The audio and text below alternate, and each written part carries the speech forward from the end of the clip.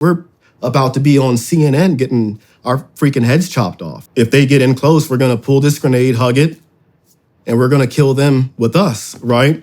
I fist bump Mike Pemberton. Yeah, they could not drop any bombs. Why? Obama's rule of engagement, bro. So that's the guy who saved my life.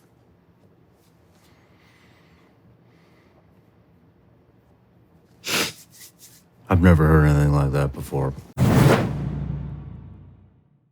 We start off the mission, and I remember, dude, getting there was like hell. Riding on the back of these Marine trucks. I don't know what they were called, like deuce and a halves, like big trucks, very uncomfortable. We drive out there, we get dropped off, and I remember it looking like a scene out of Aladdin. The sand dunes and all the stars in the sky looked like that. It was pretty peaceful. And I remember falling asleep, nodding off, and I was like begging for a firefight. It's like, dude, I'm sucking right now. Tired. Day 5, going on day 5 now. And the walk there took forever. Started off at night. By the time we got there, it was like the sun was coming up. So I already had a bad feeling about that to begin with. But they kept pressing on with this mission. And I remember so my plan for my team was to set up like a blocking position, a good distance away from the actual, where the target building was at. And to, block this avenue of approach that was going into the town where the house was at. We set up in this open field, but I remember walking through the open field and there's these craters, like holes in the ground. I'm like, what is this stuff? So I look back at my spotter and something told me, I was like, dude, if something goes wrong, we're coming back to these holes. No shit, man. Make it past this hole, maybe 50 meters or so. We lay down, I'm pulling security along this long road and the town starts to wake up and I'm just getting these bad vibes. Took my night vision off, try to blend in with the terrain as much as possible. And I see this, the mopeds, what do you call those little, like a moped. Mm-hmm. And there's 2 guys on a moped and he rolls up and I put my laser on him. I'm like, dude, he's going, to the objective.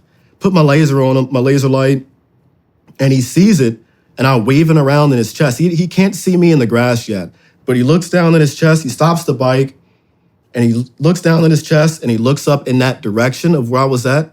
I'll never forget the look in his eyes of hate. Just hate, bro. And he backs up, does a U-E, and goes away. And I was like, this isn't good. This is not good. And then in front of us, a huddle forms, like a football huddle. These guys get into a huddle, and me and my spotter are looking at them. I call back to the recce team lead. I'm like, hey, can we smoke these guys? He's like, do they have weapons? And I'm like, no. But I just got a bad feeling, man. Like the way everything about them, they were planning and looking around, looking at where they thought we were. And it just felt weird. They were all in this huddle and then no shit, bro. They were like, ready, break. They scatter. A minute or 2 later, bro, like the grass was like waist high that we were in. And I remember like, dude, the grass being mowed around us. It just started getting chopped down in all directions, all 360, it lit up.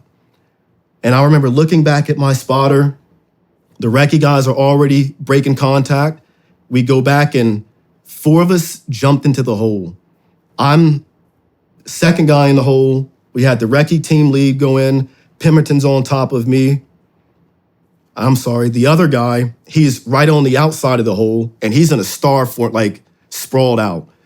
And we had the medic behind him also sprawled out.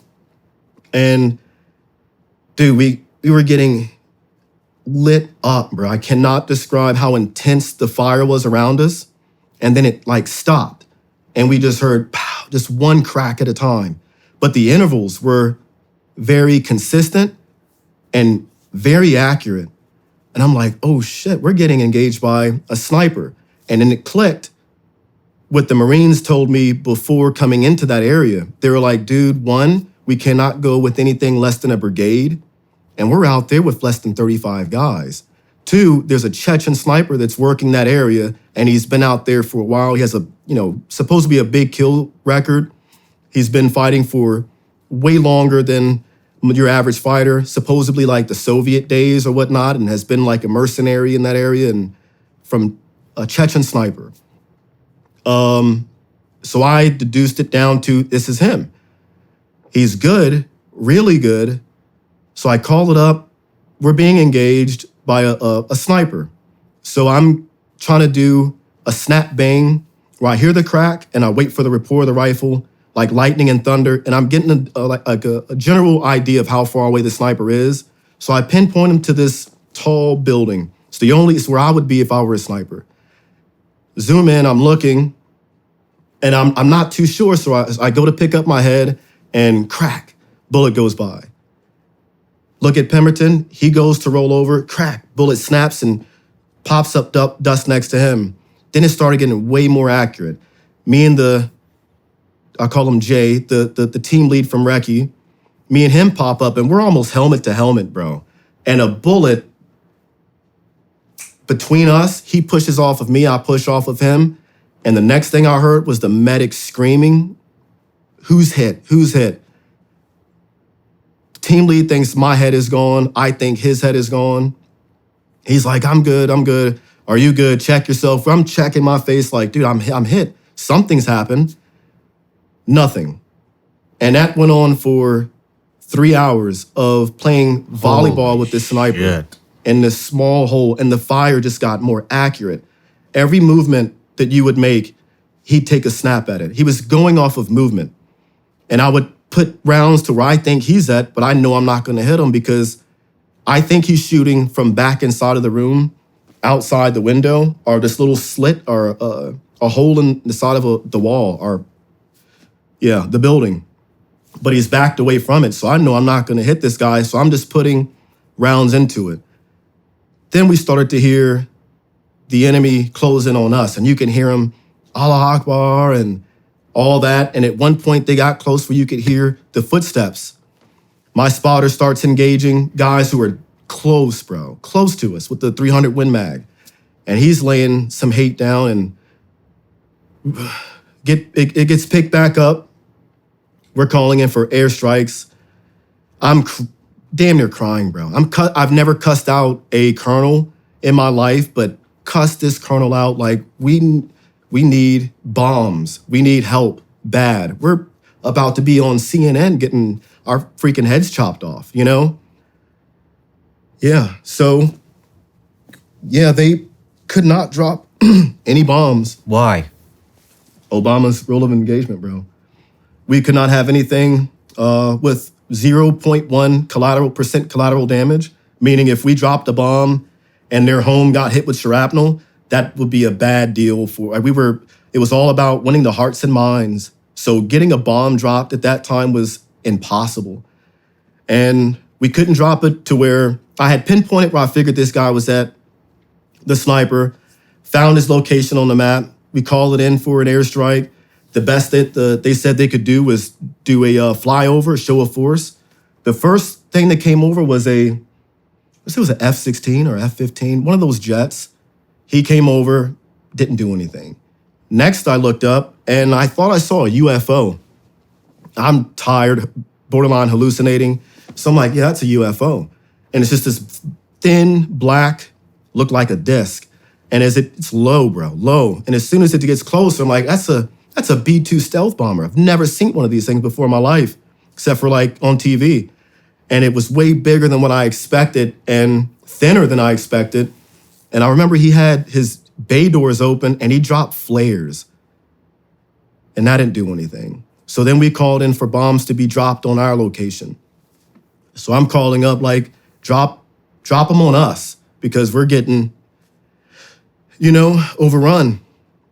And I'm playing volleyball with a sniper I can barely see, and I picked some machine gunners off on a rooftop who was shooting at us, picked some more guys off in the field, and then Yeah, when we thought it was over, I look at look at the recce team lead, and I'm like, dude, do you have a grenade? And he already knew I was going with it. If they get in close, we're gonna pull this grenade, hug it, and we're gonna kill them with us, right? So he pulls out his grenade. Man, 1 second, bro. Yeah. That's where I fist bump Mike Pemberton. Yeah, we said our goodbyes. You know? 1 second. It's okay, man. Like I said, this is the worst one, so I'm good after this one. And I haven't talked about it in a while, so I think that is different. But yeah, say our goodbyes. I fist pound Mike Pemberton, and I'm like, dude, tell my wife I was not a bitch. And he's like, dude, I'm not telling her anything. She's Mexican. She'll cut me.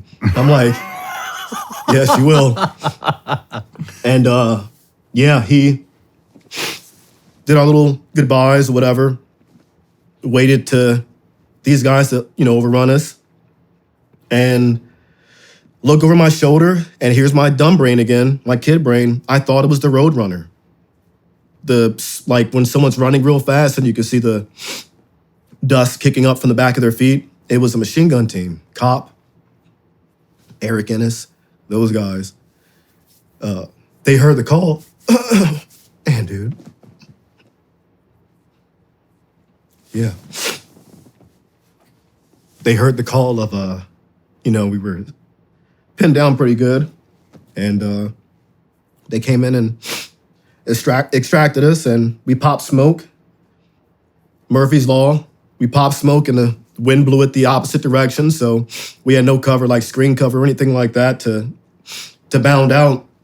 We were going to bound out in twos, and me and Mike Pemberton were going to be the last guys to bound out, covering them as best as we could. As they made it back to the machine gun team on the road that we were originally overlooking, and snipers trying to pick us off as we're running. So I tell Mike, I'm like, dude, zigzag. And I learned this from just, where I grew up. I'm like, dude, if you're getting shot at, zigzag. And I didn't zigzag. I just V-lined it. And it's the fastest. I felt like I was running on clouds, man. I could not feel the ground beneath my feet. V-lined it to the machine gun team. Mike's right behind me. And you can hear the cracks of the rifle. And you see the ground pop up, and made it back to the machine gun team. I look at Cop, I'm like, dude, I am sucking. I need water bad. Haven't had water in, felt like a day or whatever, and really thirsty, and mouth was sticking together and couldn't form any spit. He gives me water out his his backpack. I drank half the bottle, gave the rest to Mike, and it's up to me, hey, where are we going? I'm like, well, let's make our way back to the main element where you guys came from, and we'll join up with them and finish out this mission.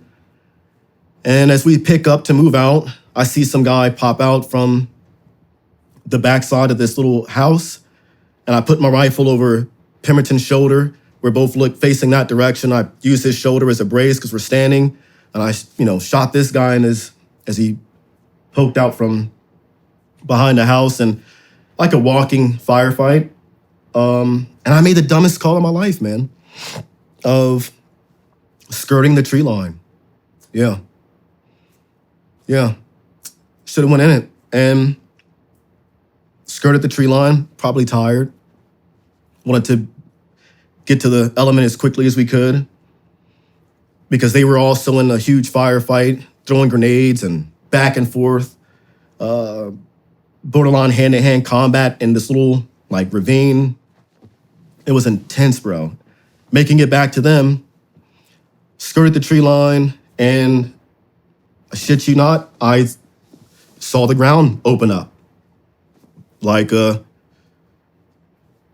guy come out the ground, he lifted up the grass, and he came out of the ground, and No matter where you're watching Shawn Ryan Show from, if you get anything out of this, please like, comment, subscribe, and most importantly, share this everywhere you possibly can. And if you're feeling extra generous, please leave us a review on Apple and Spotify podcasts.